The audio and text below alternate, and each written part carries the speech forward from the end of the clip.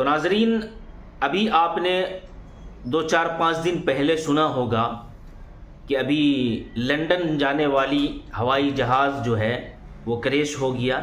अब जो है दोबारा फिर सुनने को मिल रहा है कि अहमदाबाद के बाद अब दूसरी जगह जो है फिर से हवाई जहाज़ क्रैश हुआ। कहाँ हुआ है, कैसे हुआ है, ये सारी बातें आप जो हैं इस वीडियो में जानेंगे। आइए वीडियो को देखते हैं। 142 यात्री थे एयर इंडिया के उस विमान में, और ठीक वैसा ही लखनऊ में जब एक फ़्लाइट लैंड होती है जो कि सऊदी के जेद्दा से आ रही थी, और वो जब लैंड होती है और लैंड होकर जब वो धीमी होने लगती है तो उसके पहियों में आग लग जाती है, और वो आग इतनी तेज़ हो जाती है कि उससे लपटें बाहर निकलने लगती हैं, और विमान चालक दल ये तुरंत सूचना देता है कि हमारे विमान में आग लग चुकी है, इसको बुझाने के वो प्रबंध किए जाएं। और वैसे ही एम्बुलेंसेज और वो गाड़ियाँ जो आग बुझाती हैं वो दौड़ने लग जाती हैं, अफरा तफरी मच जाती है एयरपोर्ट के ऊपर। और विमान का एक वीडियो सामने आता है जिसमें उसके टायर जल रहे होते हैं, टायरों में आग लगी हुई होती है। सबके दिमाग में सिर्फ एक ही चीज़ होती है कि अभी एयर इंडिया का बोइंग 787-8 प्लेन जो है वो नीचे गिरा है, और उसके बाद अब फिर से इतना बड़ा फिर से हादसा। और इस बार जो है जगह दूसरी थी, फ्लाइट का नाम, फ्लाइट ऑपरेट करने वाली कंपनी दूसरी थी, और दूसरी देश की फ़्लाइट थी, और वो लखनऊ में थी।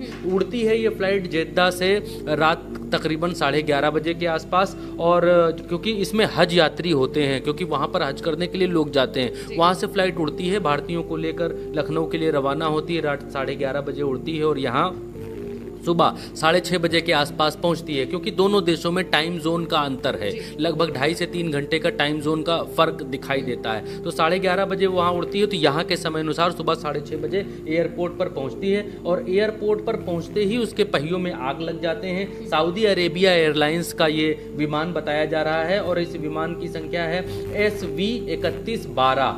ये जो है ये इसके पहियों से आग निकलने लगती है। और उसके बाद जब ज़्यादा और जानकारी ली गई तो इस विमान का क्या होगा, अब कैसे क्या होगा, क्या किया जाएगा, क्योंकि भारत में पहले से ही लोगों के भीतर बहुत खौफ है ऐसी विमान घटनाओं को लेकर।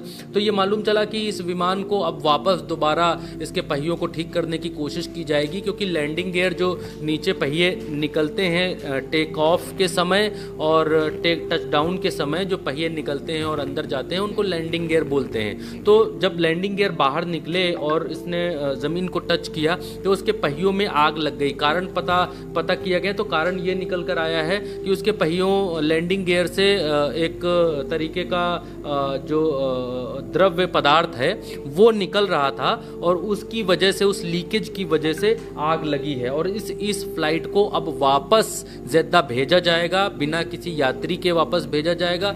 पता चला कि उन फ्लाइट्स का क्या होता है जिनमें अगर टेक्निकल खामियां आ जाती हैं दुनिया के किसी भी एयरपोर्ट पर पहुंचने के बाद। तो ये मालूम चला कि लखनऊ जो ये फ्लाइट टच डाउन की है, इस फ्लाइट को अब बिना किसी यात्री के, होता क्या है कि एक फ्लाइट एक जगह से आती है, दूसरी जगह उतरती है, यहाँ से यात्री भरती है, फिर जाती है, फिर उतरती, लेकिन इस फ्लाइट में अब किसी को बिठाया नहीं जाएगा, बिना किसी यात्री के ये फ्लाइट वापस भेजी जाएगी। और ये हुआ है उस एहतियात के बाद जो अभी एयर इंडिया के साथ हादसा हुआ उसमें।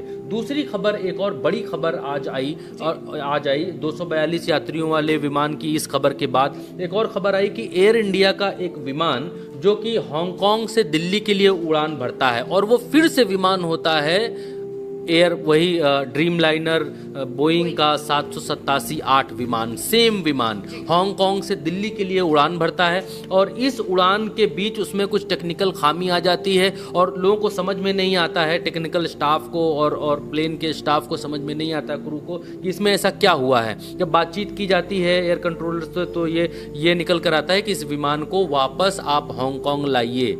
तो इस विमान को फिर से एयर इंडिया की जो फ्लाइट है, फ्लाइट का नाम है A1315, और ये भी बोइंग का 787 ड्रीम लाइनर है। इसको भी हांगकांग वापस जो है दिल्ली के लिए रवाना हुई थी, हांगकांग वापस भेज दिया गया है। सभी यात्री, अभी तक जो खबर है वो सुरक्षित बताए जा रहे हैं। तकनीकी जो टीम